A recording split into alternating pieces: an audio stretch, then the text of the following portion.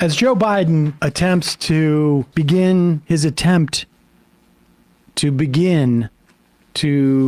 leverage, use some leverage with the Israelis, and I purposely made that like 4 qualifiers beforehand, to call for a ceasefire. Here is a Oregon News 6 report. I'm not sure if this is out of Portland or what. KOIN 6 News reports on a woman named Monica Johnston. She's a Portland area nurse who just returned from Gaza, and content warning about what she talks about here. It's really disturbing stuff. A Portland nurse trained in burn care arrived home overnight after weeks treating patients injured in the war in Gaza. Monica Johnston, a burn specialist at Legacy, was part of a medical mission of volunteers. The border closed in the city of Rafah 2 weeks ago. Our Joyce O'Gary talked with the nurse today. She's home but wants to go back.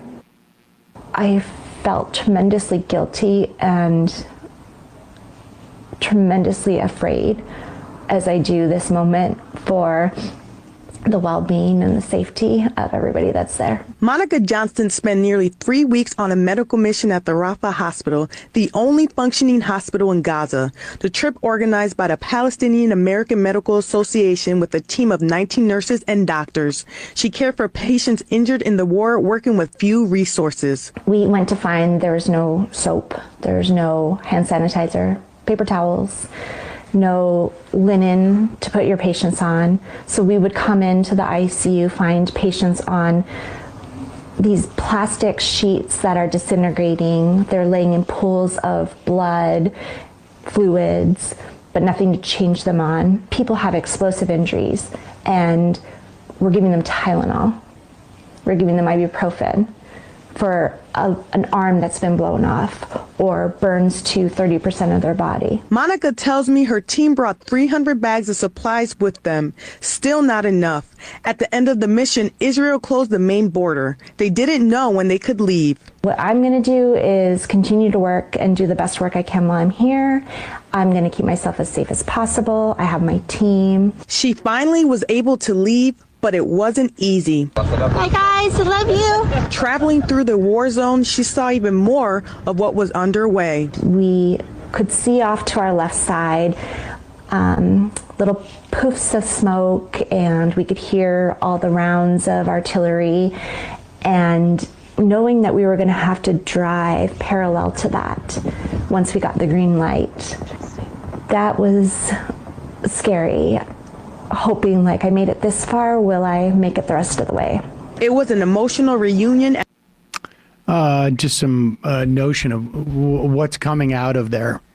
People who are, and I think when you hear these reports too from medical personnel, you have to also realize that they are going to be extremely careful not to endanger the people they left behind in Gaza.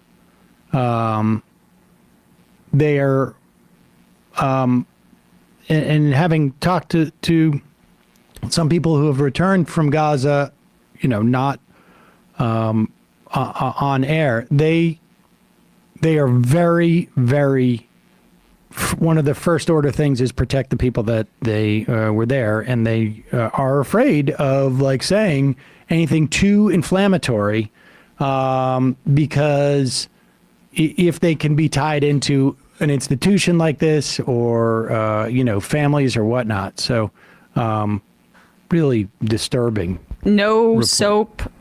How can you conduct medical practice? No sanitizer.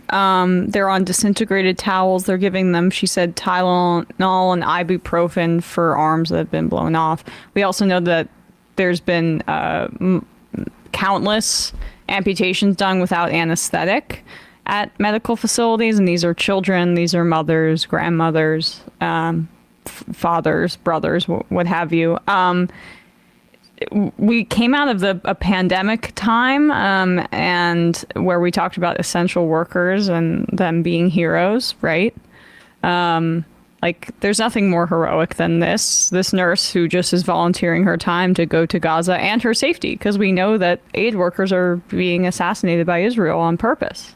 So, you know, like, valuing our essential workers and treating them as heroes includes people who are going to the depths of basically hell right now, who don't have to in this country, and taking care of the people who are whose bodies and lives are being destroyed by American bombs.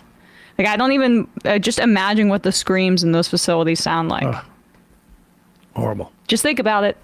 Hey, folks, don't forget to hit the subscribe button and check out our daily show. We do it every day at 12 p.m. Eastern for about 2.5 hours. We even take phone calls. You should check that out.